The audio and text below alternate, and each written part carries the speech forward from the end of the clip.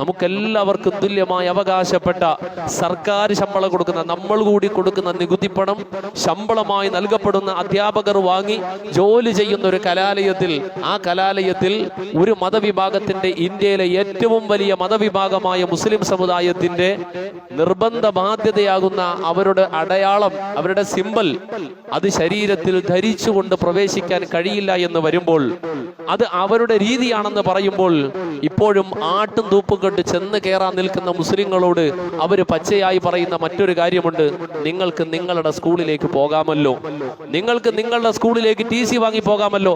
അതെ, നമ്മുടെ സ്കൂളിലേക്ക് നമ്മൾ പോകണം, നമ്മുടെ സ്കൂളിലേക്ക് നമ്മൾ പോകണം.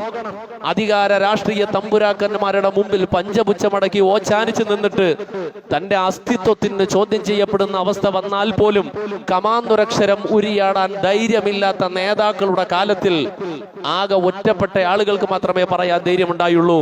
അതെ, നമ്മൾ കൂടെ നികുതി കൊടുക്കുന്ന കലാലയങ്ങളിൽ നമ്മുടെ വേഷവിധാനങ്ങൾ അനുവദിക്കില്ലെങ്കിൽ നമ്മുടെ കുട്ടികളെ, ദീനീബോധമുള്ള കുടുംബങ്ങൾ അവരുടെ മക്കളെ അവിടെ നിന്ന് മാറ്റണം. അതിന് യോഗ്യമാകുന്ന, അതിന് പറ്റുന്ന കലാലയങ്ങളിൽ കൊണ്ടുപോയി ചേർക്കണം. എന്ത് വലിയ വിദ്യാഭ്യാസമാണ് ഇവരുടെ സ്ഥലത്ത് നിന്ന് കിട്ടുക? എന്താണ്? കഴിഞ്ഞ ദിവസം ആ തട്ടവിവാദം വരുമ്പോ ആ സിസ്റ്റർ പറയുന്ന ആ ലാംഗ്വേജ്, ഇംഗ്ലീഷ് അധ്യാപികയാണ് പോലും, ഇംഗ്ലീഷ് അധ്യാപിക. ആ ഇംഗ്ലീഷ് അധ്യാപിക റെസ്പോൺസും തിരിച്ചറിഞ്ഞുകൂടാ. അവരാണ് ഇംഗ്ലീഷ് പഠിപ്പിക്കുക. അവരുടെ ആ നിലവാരം ചേർത്തിട്ടാണ് കുരിശിന്റെ സ്കൂളിൽ തന്നെ നമ്മൾ പോവുക. ഈ കുരിശിന്റെ സ്കൂളുകളിലൂടെ കുരിശ് കൃഷിയാണ് ഇവിടെ നടക്കുക എന്ന കാര്യം നമുക്ക് തിരിച്ചറിയേണ്ട കാലം കഴിഞ്ഞുപോയി, നാം മനസ്സിലാക്കേണ്ട കാലം കഴിഞ്ഞുപോയി. നമ്മളിൽ ചില ആളുകളുണ്ട്, നമുക്ക് മനോരമ പത്രമുണ്ടെങ്കിലേ വാർത്തയാവുള്ളൂ, അച്ചായന്റെ സ്കൂളിൽ പഠിപ്പിച്ചാലേ വിദ്യാഭ്യാസമാവുള്ളൂ, ഇങ്ങനെയൊക്കെ ചിലർക്ക് ഒരു ധാരണയുണ്ട്.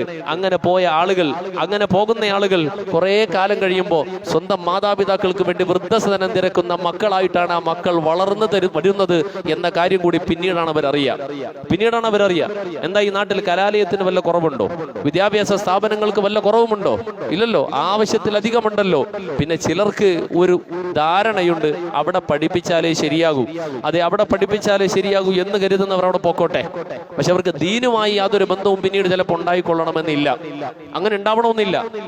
അതിനേക്കാളും ഖേദകരം, ഇത്തരത്തിൽ അടിസ്ഥാനപരമായ ഒരു സമുദായത്തിന്റെ അടിസ്ഥാനപരമായ വിഷയങ്ങൾ ചോദ്യം ചെയ്യപ്പെടുമ്പോഴും പഞ്ചപുച്ഛമടക്കി അധികാരത്തിന്റെ കസേരയ്ക്ക് വേണ്ടിയിട്ട് തന്റെ അവകാശങ്ങൾ ചോദിക്കാൻ പോലും ഓരോ സമുദായത്തിന്റെ, നമ്മുടെ സമുദായത്തിന്റെ അട്ടിപ്പേർ അവകാശം പറയുന്ന സംഘടനകളും രാഷ്ട്രീയക്കാരുമുണ്ട്.